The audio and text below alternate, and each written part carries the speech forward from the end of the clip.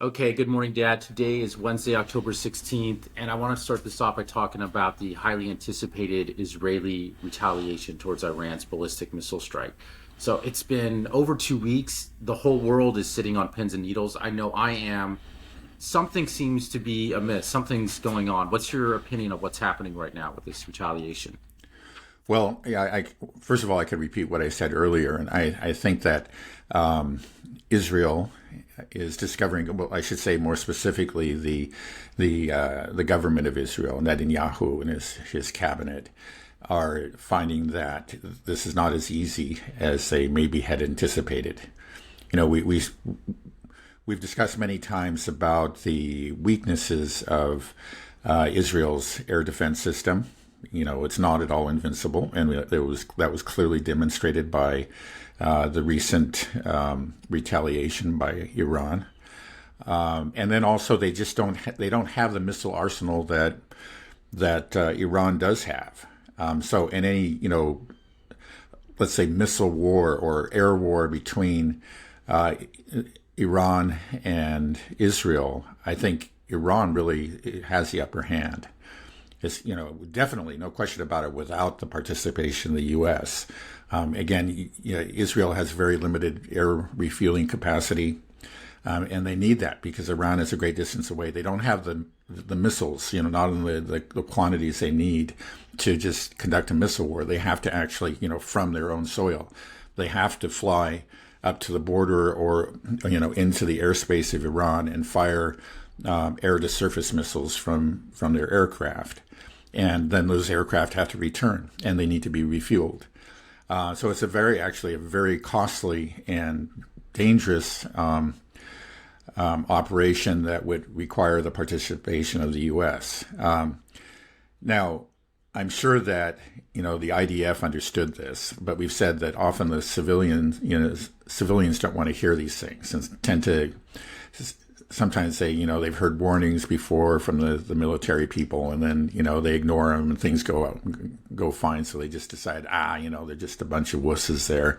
I'm just going to, we're going to do this. And they start really, they don't really have the grasp on military reality that they should. Now, I think that probably Netanyahu understood partially the difficulties involved. I think this has always been an effort to get the U.S. involved, but he may not have, fully grasped the difficulty of the situation, because he might now be finding that the U.S. is telling him, hey, we really don't have that much, and we've had this war up in Ukraine, and our own, missiles arsenal has been, well, the stockpiles have been severely depleted. Our ability to defend you, with air defense missiles is very limited. And, this is not, this is not going to, even with our participation, if we provide you air refueling, this is going to be a very difficult operation. So there's, I think that at least part of the reason, I'm just speculating because we don't know, that this is taking a while, is that it's a very difficult operation. It's going to be, it's going to be hard for the Israelis to pull this off. And there's probably a lot of, arguing about, well, what's going to work? I want to do this, but that only has a 30% chance of success. Well, how about if we try this, and I'm just guessing again, because we don't know. We're getting reports about what's going on, and what they say that there has been this back and forth between the U.S. and Israel over the targets of the counter retaliation. And these reports may reflect, I think, probably at least a certain reality. I'm sure there is some sort of, debate going on, and the U.S. is expressing its preferences, and Israel is responding. But I think we should take those reports with a huge grain of salt, because there's just no reason for Israel to let Iran know, the targets that they have selected. They're not going to do that. I mean, it just seemed like it would be enormously foolish. Of course, like the Ukrainians did that in the summer offensive of 2023, which was just incredibly stupid, right? And the whole thing was disaster. They didn't do it with Kursk. They managed to pull off a surprise there attack, and they had, initial success. It was successful for like for about a week, and then that was it, right? But but anyway, I just don't see the Israelis telegraphing, well, the targets that they're going to hit. Why would they do that? So, recently we've heard that, they were considering nuclear facilities and maybe, oil facilities. And then there was a recent report that the U.S. had convinced them not to do that, and they were just going to hit military targets within Iran. But who knows? Why? Again, maybe those leaks are real. That they, this information came out about something real. There's somebody, but there's just. I think we have to be very skeptical about it. Let's just put it that way. Yeah, it seems like the Israelis kind of painted themselves in a corner. They're between a rock and a hard place because either they, if they don't have a real retaliation, something that Gallant said that was going to be surprisingly precise and destructive. If they don't do that, then they've lost their deterrence. It's kind of an admittance of failure that they're not able to, they don't have regional dominance. They can't just bully people around, and all of a sudden they look very vulnerable. But then if they actually do carry out this attack and it's successful and they take out, let's say, a nuclear plant or some of their oil fields in Iran, then Iran has shown that they can hit Israel, and this was just a taste with the last one, and now they can knock out all of Israel's energy infrastructure and really devastate Israel. So it seems like no matter which path they choose, they lose, right? Like they can't they're going to try to walk this line between doing something too big, but maybe they're not able to even do something big if they wanted to, and then if they don't do anything big enough, then they look weak, and that's an admittance that they lost, right? They don't have escalatory dominance. They aren't able to do whatever they want, even with the U.S. backing. They may not even be able to get it done and do this. The U.S. doesn't want it. So, how do you see this playing out? What is this? Do you think that's what's going on? Is this calibration between what's possible, but we can't do too much? Or well, I don't think that Netanyahu is worried about doing too much. I think he wants to do too much. The purpose of this, of picking this fight in the beginning, and it's clear that he picked this fight, right? I mean, the provocations against Iran were just, were horrific, and in the end, after, the assassination of Nasrallah, and people forget there was an IRGC general, the brigadier general, that was killed in that attack as well. It just became absolutely imperative for Iran to respond, and Israel knew that. I think that was at least half of the purpose of the Nasrallah assassination. It clearly was the intended. It was the purpose of that of the assassination of Hania in Tehran. So anyway, he picked this fight, and I think with the purpose of going up the escalation ladder. And that's what he wants, because he wants to bring in the U.S. I think he understands that Israel by itself can't win this war, but he's always had this dream of overthrowing the Tehran government, and using the Israeli language, cutting off the head of the snake. That's always been his dream. That's been his stated goal for decades now.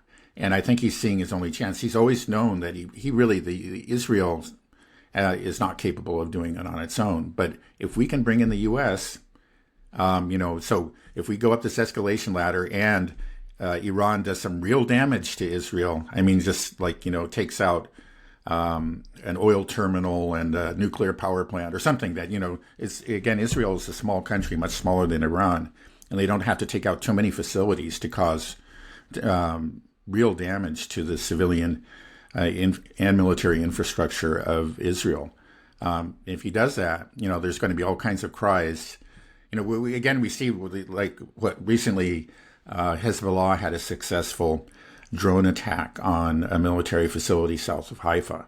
And there was just all kinds of sob stories in the Western media. I mean, it was ridiculous because at the same time, almost exactly the same time, Israel had just, wiped out people in patients outside of a hospital, and you could see them burning alive in their, in their beds. It was just a horrific attack. But that received very little coverage. But the successful attack that killed, I think, at least 4 soldiers at that military facility south of Haifa received a lot of attention, and it was so poor Israel. Now imagine if there's a truly large-scale attack. That was a really very small attack by Hezbollah, but a large-scale attack by Iran. You imagine the hue and cry, the sob stories. Poor little Israel. We can't just stand by. We have to defend them now, right? And I think that's what Netanyahu is banking on. It's a very, very reckless course of action, but that seems to be that's the course that he's been on. It's the only way to explain his behavior vis-a-vis Iran over the last several months, and it's consistent with his stated goals throughout his life, throughout his career. But those 4 people that died, they were IDF soldiers, right? They're IDF soldiers in a war. So, I mean, obviously, if they were legitimate targets in a war, right?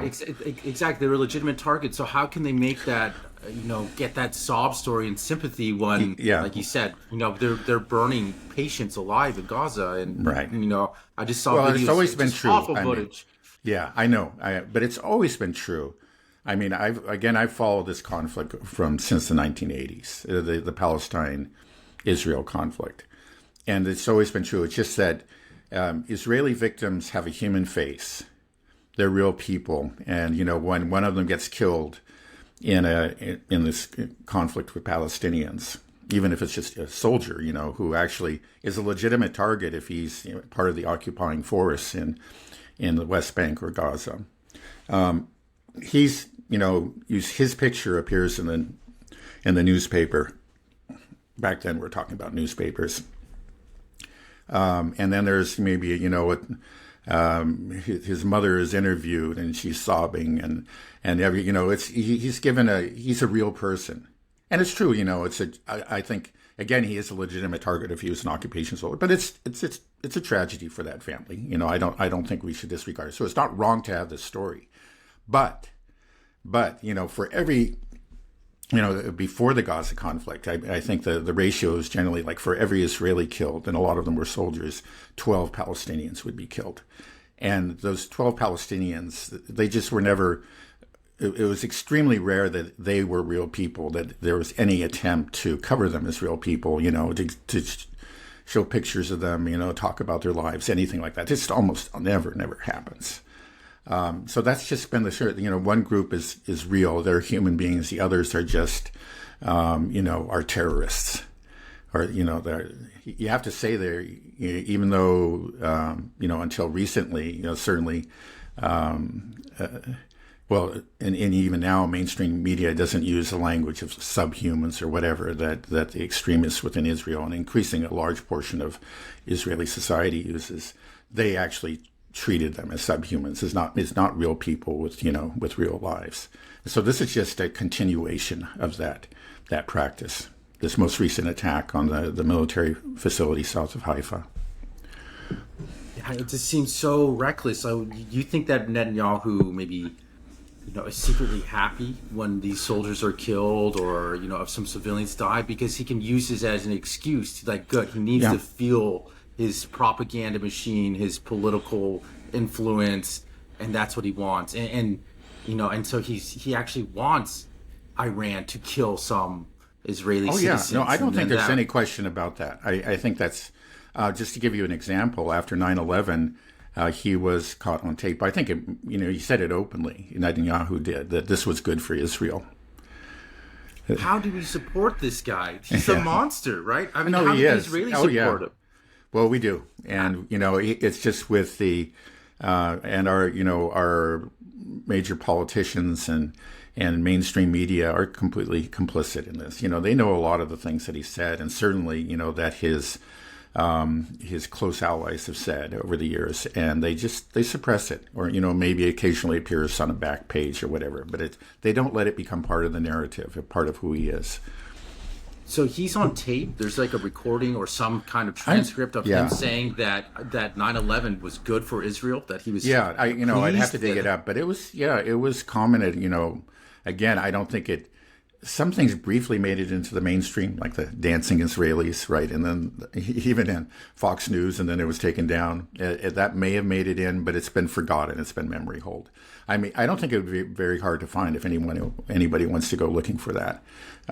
It was, among people who were paying attention, it was a well-known comment by Netanyahu. Are you think the Israelis are aware of that? This is Netanyahu's plan, that he wants damage done to Israel, that he wants them to get struck, so that way he can bring in this war and achieve greater Israel, bring in the United States into this conflict. I'm sure some of them are. Probably the people in the know understand what's going on. I mean, the IDF has to know. I mean, and I think people higher up in the government, they know how the game is played. I really don't think that they're that naive. But I'm sure that there's a large percent of the population that is just very naive and trusts their leadership and believes that that's that Netanyahu has their best interests at heart. And I guess he would argue that he does. He would say that, okay, well, maybe we have to sacrifice some of us to achieve this greater Israel. I mean, he's not going to go out and say that out loud, but maybe that's what he thinks. And I think that is what he thinks. Yeah, I believe. It seems like such a bad gamble. Like it just doesn't seem like a smart move. And I know Netanyahu's a smart guy. Right. Let's just say smart guys, right? Again, though, they can become blinded by their own arrogance and ambition. It's just there's that old saying that pride goes before a fall. Hubris is what brings about has brought about the downfall of many tyrants and leaders over the ages. And I think this is a textbook case. It's just that, he's blinded by this vision he has of the greater Israel. And he believes that the time has come and, the destiny is his and he's going to do it. And he doesn't want to listen to the naysayers, the people who are telling him the reality. It would be, you can't say it's impossible that he could pull it off, right? Again, the U.S. is very powerful, but even if it is successful, it will be at a huge cost to Israel and to the Middle East in general. It would be and the U.S. And then it's extremely reckless. It's known by no means certain that he can, even with the full participation of the U.S., pull this off. For the reasons that we're talking about. The U.S. itself, its abilities are limited, and the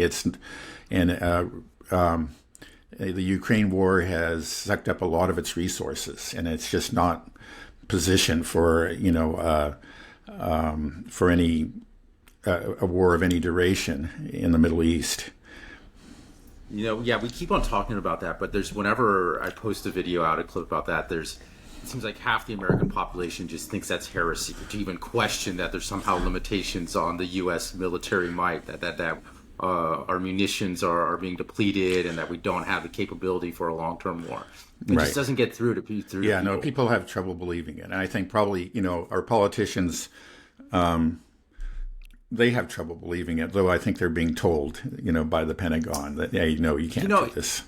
It's actually amazing that people have trouble believing it because, if America just doesn't make things anymore. We know that the manufacturing base has been eroded severely, especially in the past 20, 30 years. Right. So a lot of these people that are expressing disbelief about that are probably been complaining about the erosion of our industrial base. You say, they're like, why all these drug factories going to China or whatever? It's like, we don't make anything here.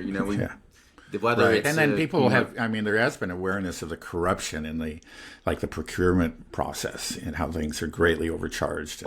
And say, hey, I'll admit that I was surprised. I was, before the war broke out in Ukraine, or, the current phase of it back in 2022, I was expecting that the U.S. would just start churning out, incredible amounts of armaments and would just overwhelm the Russian army because it had gone in so cautiously. I thought that was a big mistake. It gave the NATO time to respond. But they don't have the capacity. That's what we're finding. It's just on many levels, the simplest things, artillery shells and the which are vital to this war.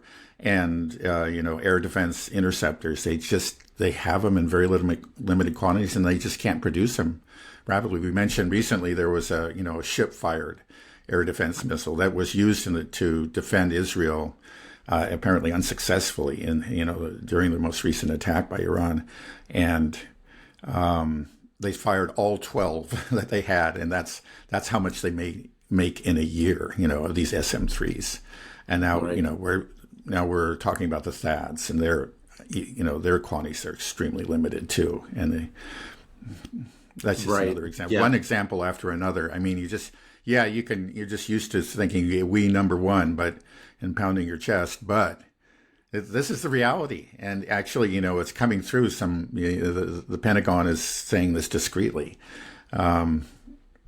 Interestingly too, like these Hezbollah attacks, they haven't, the rocket attacks haven't done a whole lot of damage to Israel, but there was a Pentagon official who said that, we're kind of approaching the tipping point there in Israel, that they are running out of interceptors.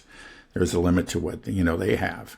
And so we have if they're going into a real missile war with Iran, both Israel and the U.S. are going into it with very meager, arsenals. Right. Basically, very little offense and basically no defense left in terms of the interceptors. Right. I mean, we don't have the capacity for the number of ballistic missiles either. It's amazing. Right. It's surprising. Well, it seems that like, again, it was, we could see in that recent attack that those missiles came through. Some were intercepted, but there are very few interceptions visible on the videos. Again, that's something that Theodore Postel talked about. He could find very few. Right. And if there was successful interceptions, videos of it, they would be showing those videos all the time on the news. But the fact Right. that there aren't, that they're not showing it, just shows you that it Right.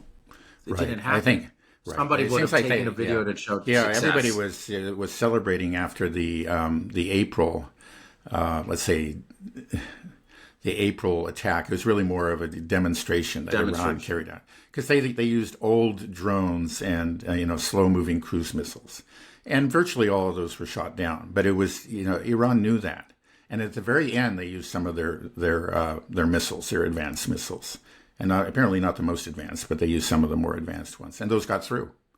So that should have been, for people who are paying attention and don't just like thumping their chests, that should have been a wake up call. And I'm sure it was a wake up call to people in the IDF and at the Pentagon. But it just, they're just as obsessed, or maybe even more obsessed with image, with this deterrence. So they don't go out and say these things. Sometimes they whisper them to certain people, but they don't go out and say these things openly. It's just like, there's always, they want to maintain an image of invincibility. But among I'm sure in the discussions among themselves, they're saying, we've got a problem on our hands.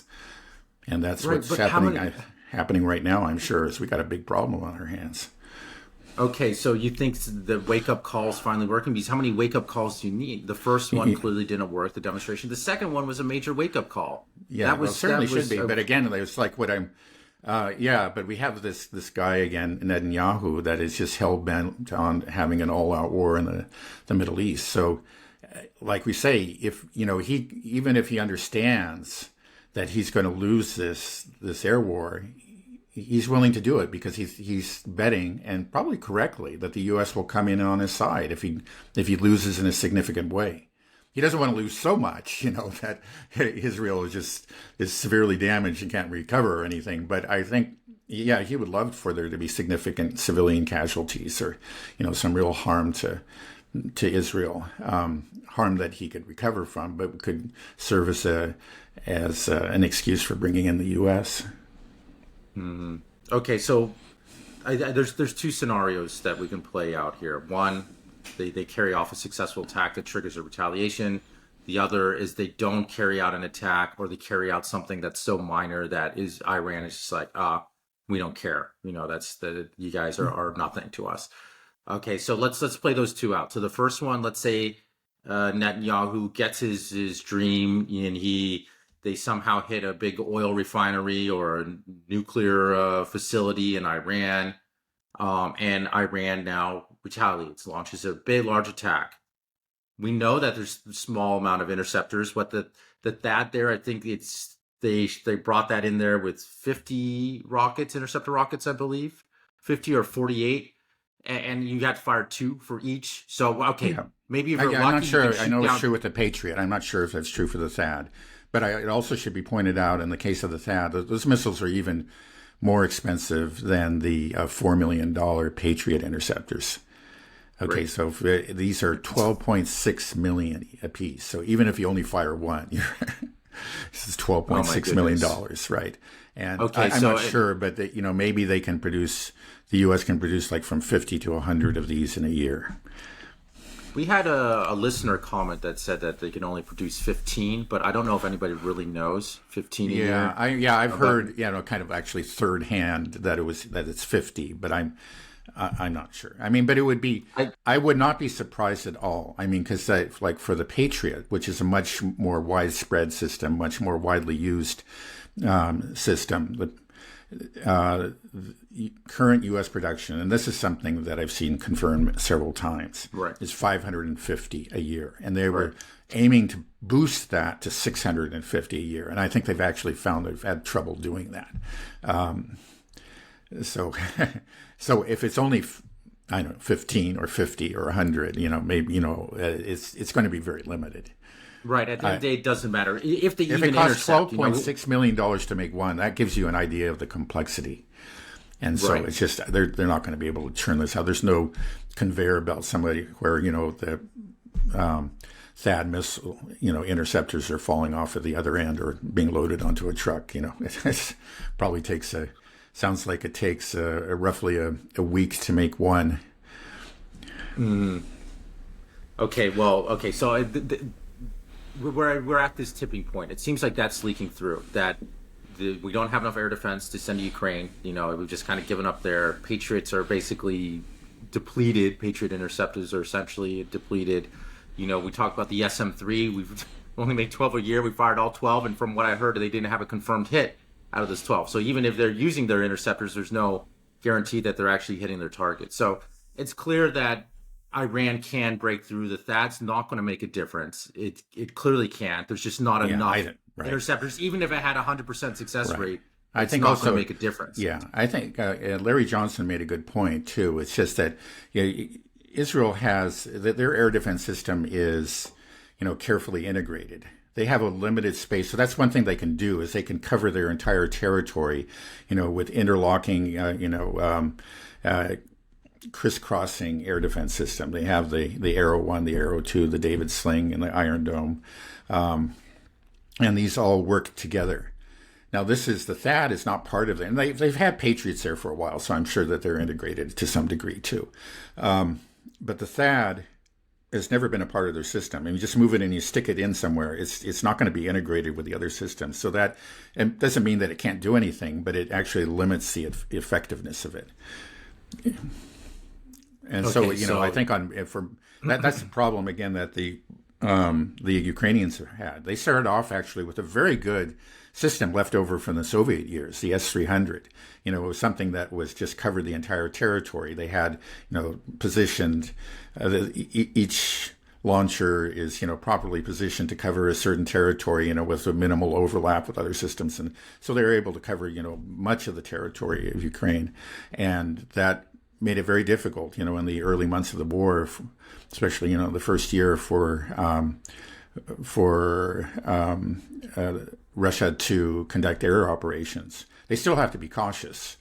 Aircraft, again, are very vulnerable to these air defense systems, but they're able to get much closer and actually penetrate Ukrainian airspace to an extent that they weren't able to earlier, because these were later replaced by a hodgepodge of systems. The S-300s were replaced by a hodgepodge of Western systems, Patriots and Iris-Ts and other systems, supplied by NATO, and they serve their purpose, but they're not integrated, into one whole the way that the old S-300 system is.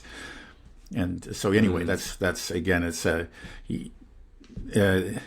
proper, system actually takes, I think, years to build up, and it takes a great deal of thought and planning. And just to send one THAAD over there, it's doubtful that it's going to do much of anything at all.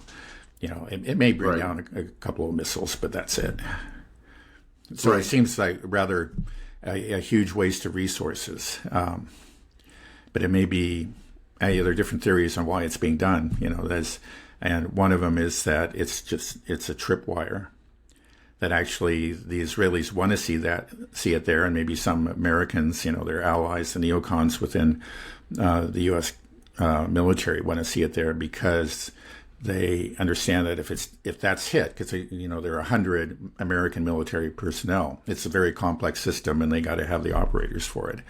That's another problem with American systems, But if that installation gets hit and a number of those personnel are killed, then we have the Netanyahu has the casus belli that he's been looking for, to bring in the U.S. on his side. So that's one possibility. It could be. I think that's certainly possible.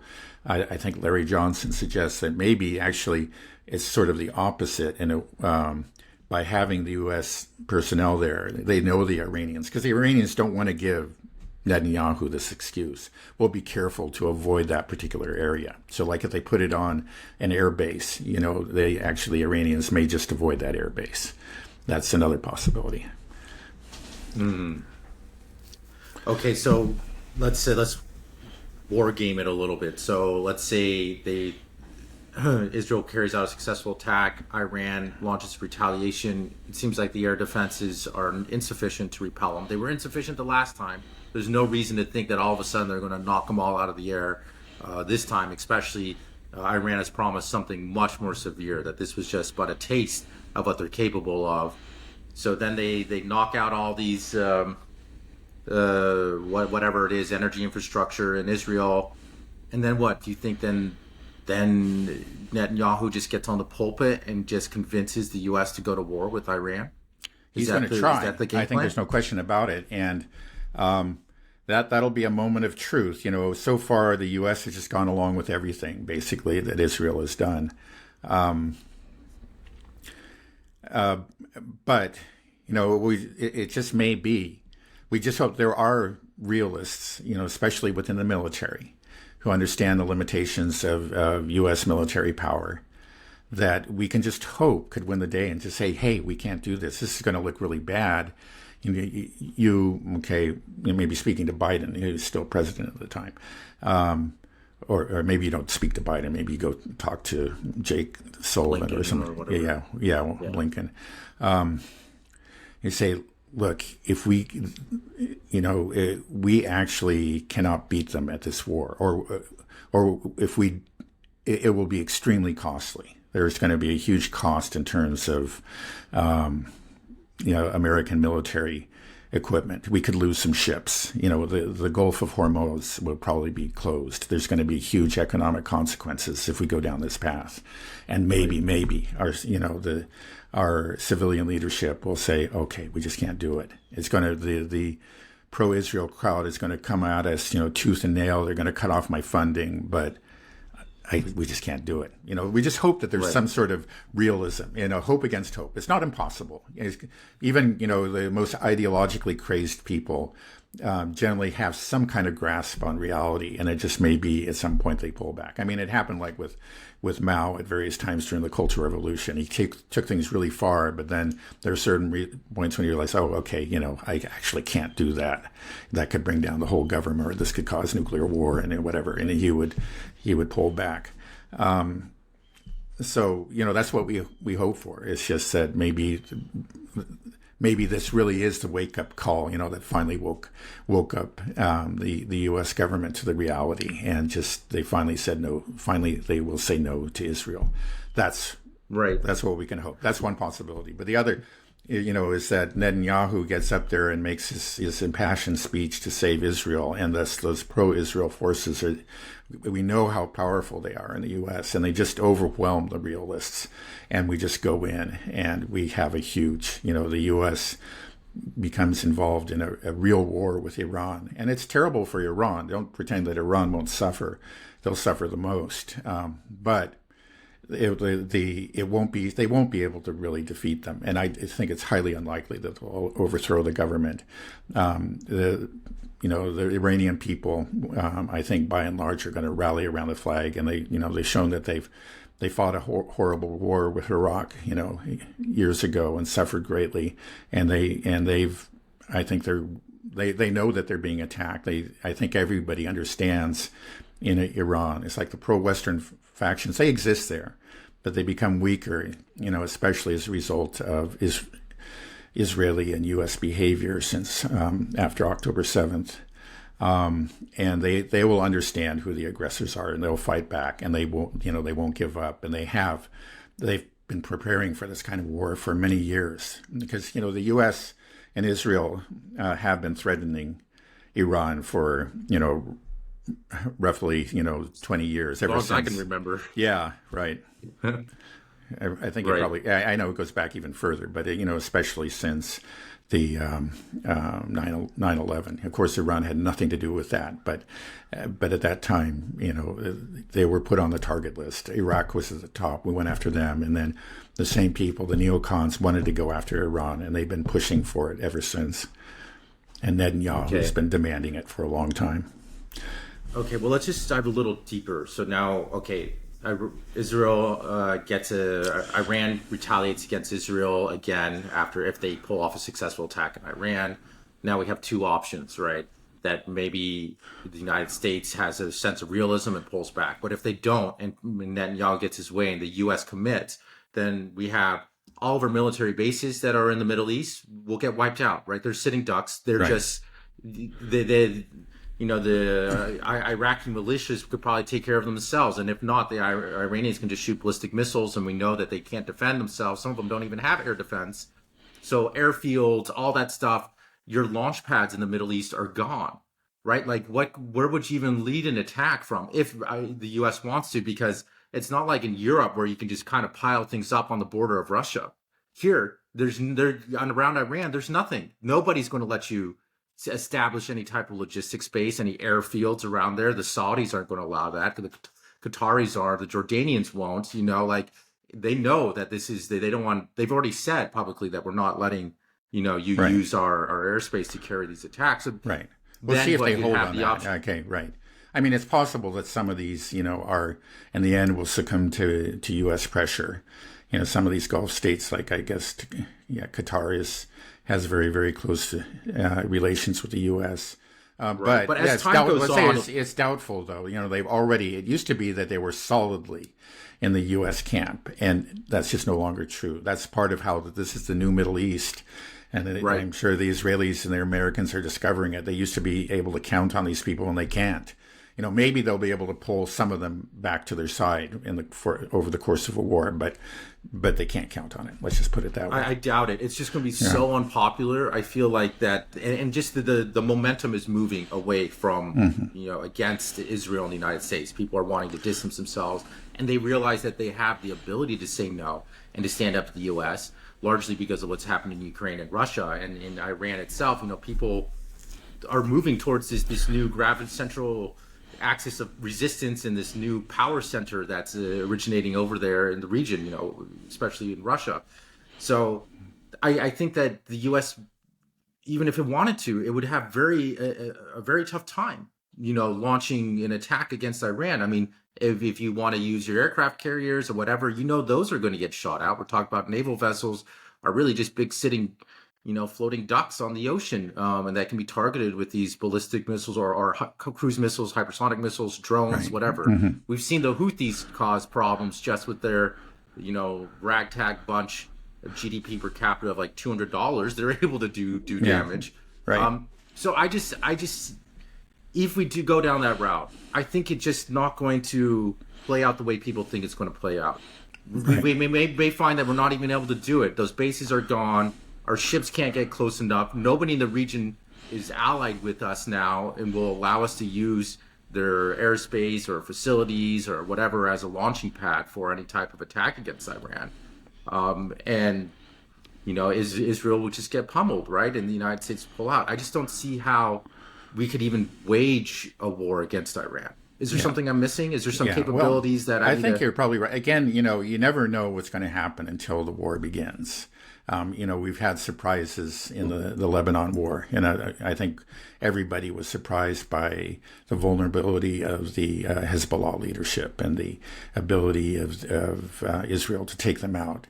There was some talk about, air defense within Lebanon. We haven't seen it, but and it's kind of a mixed bag when it comes to, I think, the rocket and missile attacks. They have done some damage. They haven't done very serious damage, but they've shown that they have a lot of them.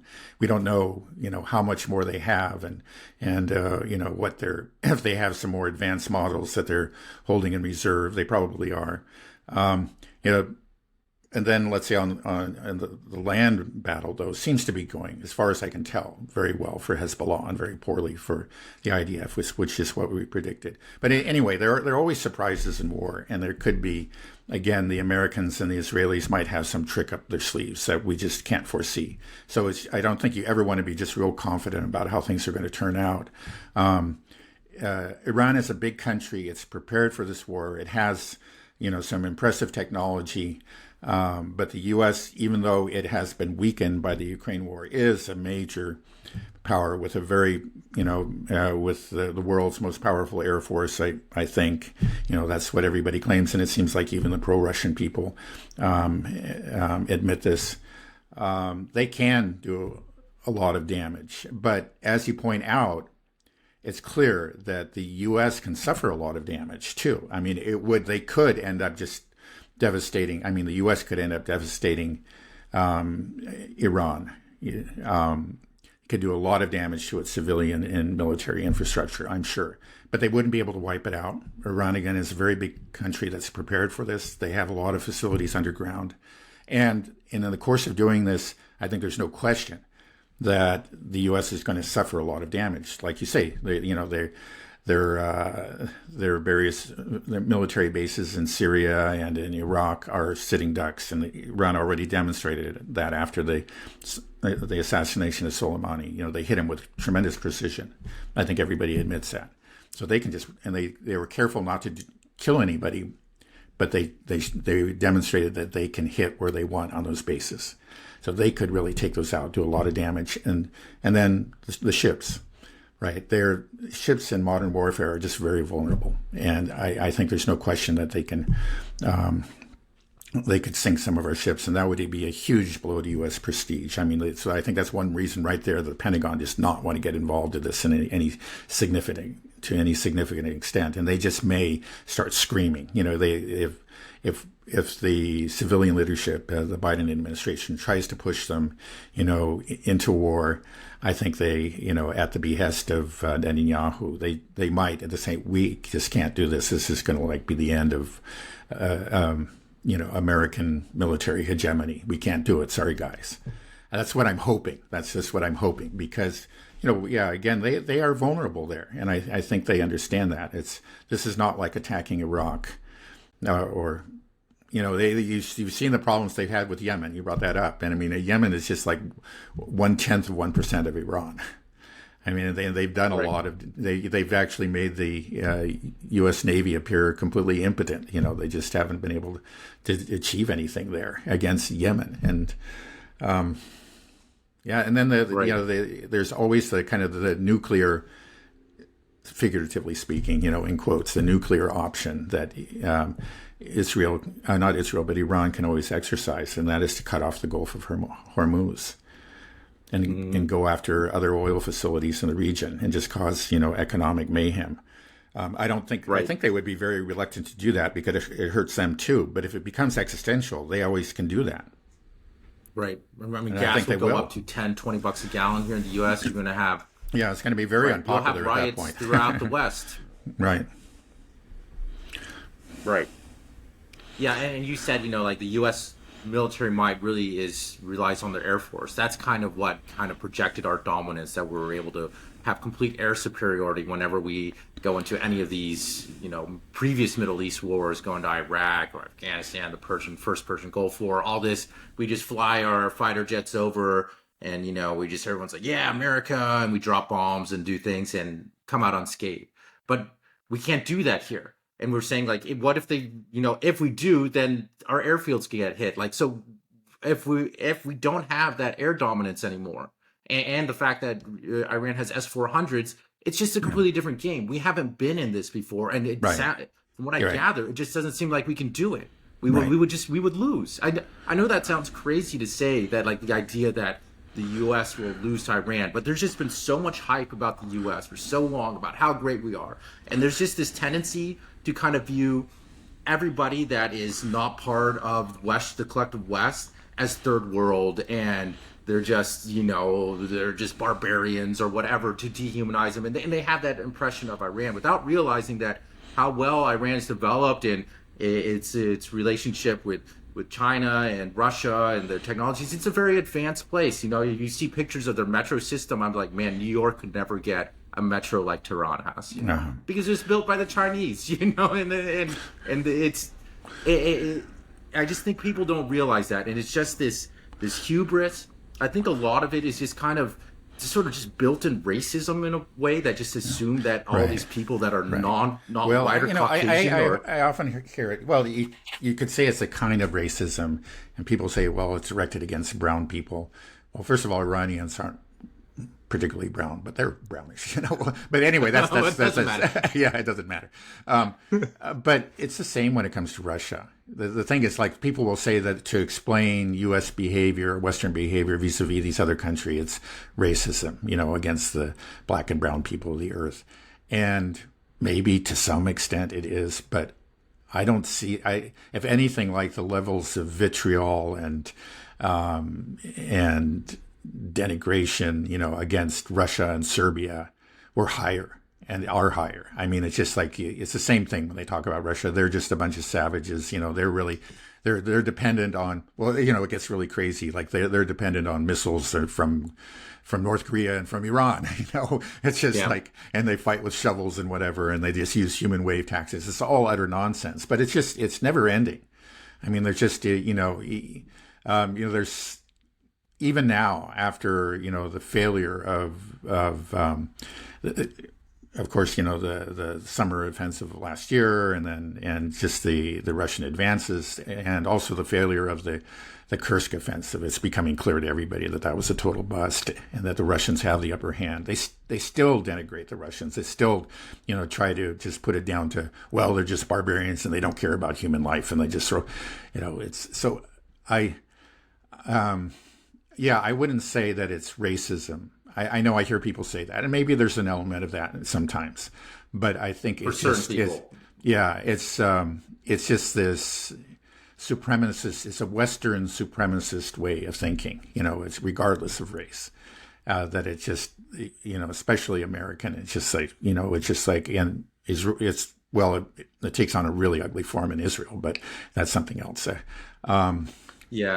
Well, I mean, it almost seems to me like the progressives, more left-leaning people will be quicker to demonize the Russians and be like, oh, these evil Russians, and have a bit more sympathy for the Palestinians and the people in the Middle East. Right. And then people on the right, though, are the other way around. They have more sympathy and understanding for the Russian side, but they want to denigrate and demonize the Middle Eastern community. So it's right. That's true. There is a bit, There's a little bit. Yeah, I think that's true. But it is a minority on both sides. It's a minority that are truly generally on the left, not entirely.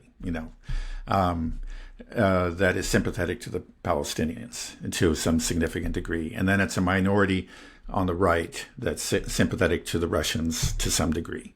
But it's a minority in both cases. You have a majority, I think, of both left and right, and certainly of the whole spectrum that's just prejudiced against them both. Right. Well, let's hope we can create this majority of not looking at it in that way at all, instead of just trying to achieve peace and end these conflicts and learn how to live together in a multipolar world.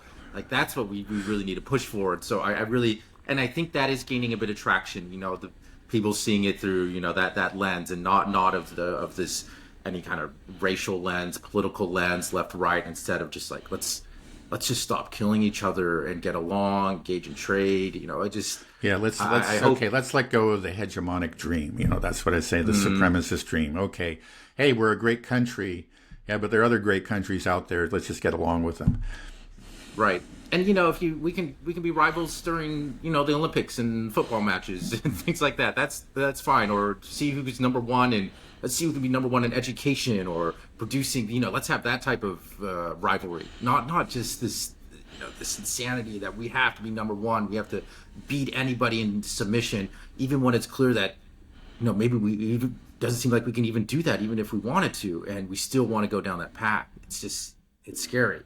Okay, well, let's go explore the other option that the U.S. does realize that, hey, this could be very damaging. We can have a global economic crisis if this war breaks out. Gas is at $20 a gallon. All our bases are getting wiped out. They war game this themselves in the Pentagon. Say, look, as much as the neocons want to do this, as much as we love Israel, whatever, we can't go to war with Iran because it's not going to play out the way we want it to play out. So they say no. So what does that mean for Israel? Does Israel all of a sudden have to enter into some type of diplomacy, negotiations? Do we finally get that ceasefire in Gaza? Can we finally get a two-state solution? Can they push them in that? Or are they just going to be like, no way, we'll all die here in Israel, and as long as we'll never accept that. What will Yeah, happen? well, yeah, no, it's a very good question. I mean, it would put Israel. They're in a bad place right now, but that would really that would put Netanyahu in a very difficult set of circumstances. He took Israel down this road, with betting very recklessly that he would bring in the U.S. and achieve, regime change in Iran, and it failed. Like the worst thing is to go halfway down the road. Either you don't do it or you succeed. You go halfway down the road, you're a loser, and you've brought destruction to your own country, and you have nothing to show for it. And then you have this ongoing, really, to all appearances, very unsuccessful invasion of southern Lebanon, and there's the genocide continues in Gaza, but Israeli soldiers are still getting killed there. Yeah, and you have nothing to show. You didn't bring the hostages home. I think it could be the end of his government, but who knows? It could mean civil war within Israel, because you do have these diehards that I just don't care, that are just going to go all out no matter what. Okay, well, the Iran thing didn't work, but we're just going to continue pulverizing Lebanon, and we're going to seize territory in southern Lebanon, and we're going to seize territory in Gaza, and we're going to try to, ethnically cleanse the West Bank once and for all. And maybe again, it's just because of the support they get from the U.S., they managed to pull it off. But boy, I mean, it's going to be at a huge price. I don't think Netanyahu would survive it. And I don't think the Zionist project, even if they achieve some kind of victory, against their weaker neighbors in the short run, it's just going to be at such a huge cost for Israel that I don't think Israel will be able to survive long term. Do you think that the Israelis will try to blow up the Al-Aqsa Mosque or something like that? Oh, there are people. I think it's either Ben Gvir or Smotrich was actually involved in an effort to do that. And so now we have people, they used to be on the fringes of Israeli society. Now they're right at the center of power in Israel. So yeah, that could happen. And maybe that's like the way that things could go if the Iran adventure fails miserably. That's what I was kind of thinking. turn inward, right? Right. If they can't pull off the Iran attack, but it's clear that Netanyahu needs to escalate, then what is the biggest escalation can do? Blow up the Al-Aqsa Mosque, the second most holy site in Islam, to rebuild the Temple Mount. I mean, he'll start to, because that would put him in a desperate situation if the the Iranian adventure fails. And I think that the odds are that it will fail. And yeah, he'll be desperate, and who knows? There are those forces in Israel. They are certainly there, and they're no longer on the fringes. It could happen. Right. That's something easy that they could pull off, because they're right there in Jerusalem. So right. But if they do that, then you got the whole Islamic world, the whole Muslim world, that Right. is And just that going to may be be. like, I mean, so far the governments of Jordan and Egypt have, you know, have held steady. They continue to be allied with the West. But that just may be, I don't know if they could survive that. And then you could have revolutions, coups in those countries, and then you could have the Egyptian army and, you know, the Jordanian army going against Israel. That's already been severely weakened by all its previous adventures. Okay, so Yeah, what but we're if getting pretty far afield. The I thing is, know? I think it's fair to consider these things because I don't see a peaceful solution to this. You know, again, I do see a Right. chance of some kind of ugly peace in Ukraine. I think it's more likely there. But I just don't see a peaceful solution. And the main reason is just the crazies that are in power in Israel. They're not going to go. You know, you mentioned a two-state solution. It's just not going to happen. I know that that's what all kinds of governments are officially committed to, but it's just not going to happen because so many of those settlers, not all of them, you know, a number of the settlers, so-called settlers in the West Bank are just taking advantage of low rents or whatever. But hundreds of thousands of them are violent, zealous, nuts, and they're not going to, you know, they're going to. If the Israeli army tries to move them out, they're going to start fighting the Israeli army. And the Israeli army just won't. They never have. You know, there are too many people in the IDF that support those settlers. It's just not going to happen. We're not going to get a two-state solution. So, I mean, it's you know, no matter what I look at, it's just bad. You know, I don't know how it's going to end in Israel Palestine, but there's going to be an awful lot of bloodshed and ruin on the way. Like, you know, Yeah, it just doesn't seem like there's any way out for Israel at this point. They've really painted themselves in a corner. Maybe I'm wrong. Let's yeah, well, say that okay, seems well to let's be say every. You that. know, I think that's true. I mean, it's just that there were opportunities along the way to achieve a ceasefire, to even achieve some kind of modus vivendi with Iran. It was clear that the new president of Iran, he was selected partially on that platform, but they. You know, it's not just that they missed the opportunity, but they obviously chose not to take it on the day of his Right. inauguration, right? They carry out this assassination. It was here. This is a president going in talking about, you know, a fresh start. Let's try to improve relations with the West. This was a chance for Israel to actually extend an olive branch, and it would have been greatly to their benefit. But they were not interested. I mean, again, because they're going for greater Israel. I mean, that's it. It's just not that they, okay, let's just have peace with our neighbors. The people in charge are not interested in peace with their neighbors. They want a greater Israel, which means for the only way to achieve that, as they say that, is through war. So they actually want to take out the moderates. They want to take out the negotiators, and that's what they've been doing. Okay, so then let's see the other. Let's go all the way back. If Israel and the U.S. basically come to the conclusion that we can't really carry off out a devastating, a large attack against Iran in retaliation, we can't take out their infrastructure that we hope we could, and they just do something a meager and they try to play it up here in the West, just like they did after the April attack, where Hmm. they nobody's really sure what they did, but Iran, I think they said it was a child's toy. Nothing, no damage was really Right. done. That so they didn't have to retaliate against what Israel did because it was so weak. So let's say something like that happens again. What do you think that means? Do we just sort of continue on the slow continuation of continuing to carpet bomb Gaza, increase killings and raids in the West Bank, increase damage in the Lebanon? That Netanyahu might go the route we're saying to take out Al Aqsa Mosque to escalate or something like that. You Yeah. think that's Well, what it's would okay. happen, or what would it mean? I mean, for Israel, they can't say that we're not able to take on Iran or the U.S. They can't, Right. that's admitting defeat, right? So I Right. mean, Yeah, they can't say it. Yeah, I mean, if it's really pathetic, they may try to do something big and maybe it'll fail. You know, maybe a number of their aircraft will be shot down, or maybe they'll miss their targets. You know, maybe the targets were sufficiently hardened and withstand the attack, and it becomes clear to everybody that's true. You know, in spite of the efforts to spin the story, which will happen, right? That puts Netanyahu in a difficult position Yeah, that really, I mean, if they really tried and failed, then his whole plan to, bring about regime change in Iran is shown to be a pipe dream, right? Because he tried, this was his chance and he failed. So I think he's going to go at it real hard. But there is a chance that he will fail. And then, what does he do?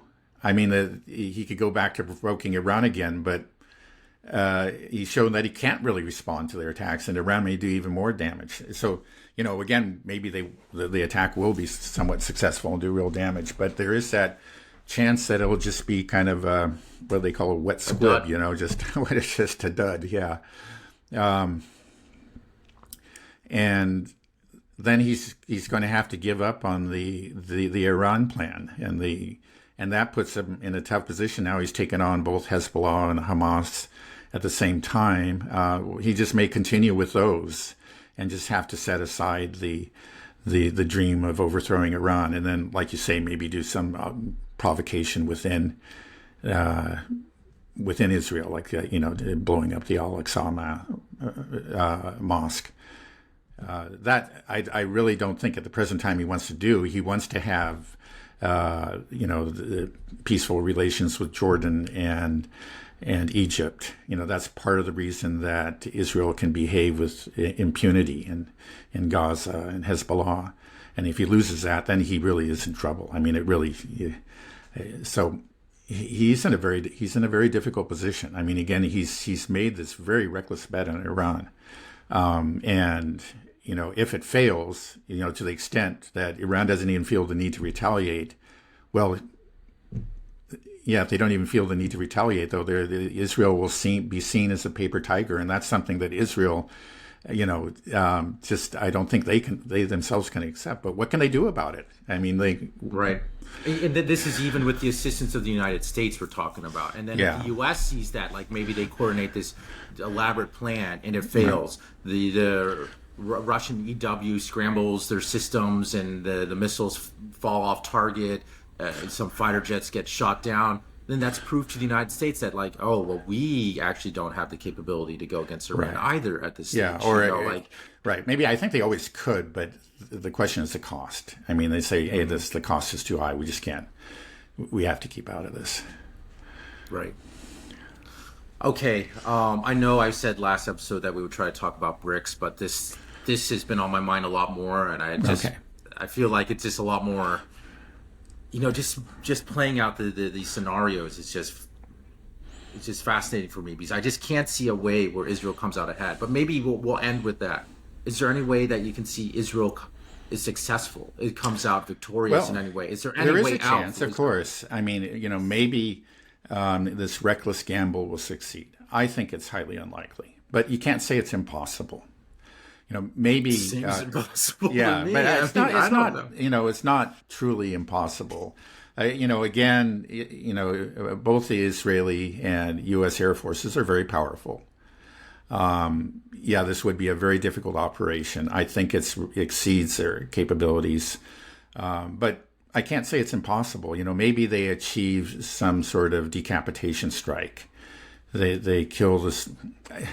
I don't think that really helps them, but let's say they do, and they do cause widespread destruction. It's a much larger strike than we've even anticipated anybody does. It does a great deal of damage, and chaos ensues in Iran, and the government falls, and the various secessionist groups like the Baluchistanis and others begin secede from Iran, and Iran is just greatly weakened, and it's you can't say it's impossible. I just don't think it never turns out that way. That's the dream that they have. But you think about it, like in every country where they've attempted it, it's always failed, and it always causes they've been talking that way about Russia, right, for years now too, and Russia has only grown stronger. Of course, Russia was really a lot stronger to begin with, but Iran again is not a weak country, and it's and the response to attacks by foreign aggressors generally doesn't actually endear those foreign aggressors to the people of the country attacked, right? And that's what you found in Russia. The people have rallied around the government there. Their support for Putin is very, very high. The criticism tends to be that he's been too soft. And that's actually what you're finding in Iran, too. A lot of anger. There were demonstrations recently in Tehran, but they were not pro-Western demonstrations. There were demonstrations against the government of Pezeshkian because he was being too soft. He wasn't responding, right? And so he did. We even had some comments from Iranians about that, saying that our president's weak. He's not going to do anything. Everybody's upset at him. So yeah, right. So I think you're going to find, if you do real damage, you're just going to have just an angry tiger on your hands. And Iran, maybe they could suffer some temporary setback. Like you could say the Russians did. I mean, that was greatly exaggerated because they just went in with a limited expeditionary force. So they weren't really damaged in any significant way, but they were forced to retreat from some of the territory they take. Okay, well, that's a whole other issue. But Iran could suffer some temporary setback, maybe a major setback, but I think you would just end up wounding the tiger, and it would be resolved, to win this war, and they would do. And I think in the long run, they will succeed, even if they maybe in the short run, they'll be on the ropes. But I think in the long run, they will succeed. They just have a lot more resources. They have powerful allies now, backers in China and in Russia. And they're not going to, China and Russia are not going to let them lose. I mean, it would just be, it would be a real blow. They would understand that if Iran loses, again, the forces arrayed against them will be all the stronger, and their alliance will be weaker. I think Iran is important to both Russia and China, and I think if a real war breaks out, again, like we see with Lebanon, it may start out badly for Iran, but I think it'll end badly for Israel. Okay, well, the question that I posed to you was how Israel can win this war. You just talked yourself out of it, even though you said it was it's possible. It just seems to me, just possibly that the government can be overthrown. I just don't see that happening. It just never happens. And in the end, that you're going to have, after devastating a country, like the West devastates a country, then these pro-Western forces will arise. For a country that has any, pride in its own civilization, like Iran, it's just not going to happen. Right. This is Persia. This is ancient civilization. They have pride. Right. They're not going to just Yeah, I just don't. The thing that always boggles my mind is that if we're just a couple of dudes that like to talk about this, and we're able to come, we follow other people and we follow it closely, and we're able to come to this conclusion. I just don't understand how the Netanyahu government, the IDF, are not able to come to these logical trains of thought. We're not taking huge leaps. We're just observing what's happening. Again, it's people that they're supremacists. They have been blinded by their own arrogance, and the kind of people that rise to the top tend to be people that in these countries anyway. I think. Again, like Putin's just demonstrated that he's a real realist. He's actually very cautious, and I think the Chinese leadership has demonstrated the same. But for whatever reason, in our countries in the West, the people that rise to the top, in the U, they're people without any real competence. They don't rise there because they have a grip on reality. They rise there because they love power. And that's, I think, very true in Israel. It's just it's those people that run the government. They're not there because they have a very realistic, hard-headed assessment of the situation. They're there because they're in the grips of a vision, of a greater Israel, and they brought their whole society along with them. And that's why they're there. And they may be very, very clever people. I know Netanyahu is a very clever man, but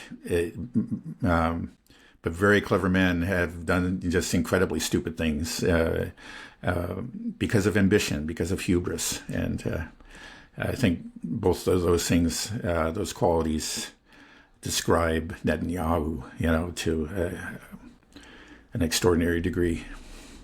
Mm-hmm. Okay, Dad, let's end it there. Good discussion. Okay, have a good rest of your day. Thank you.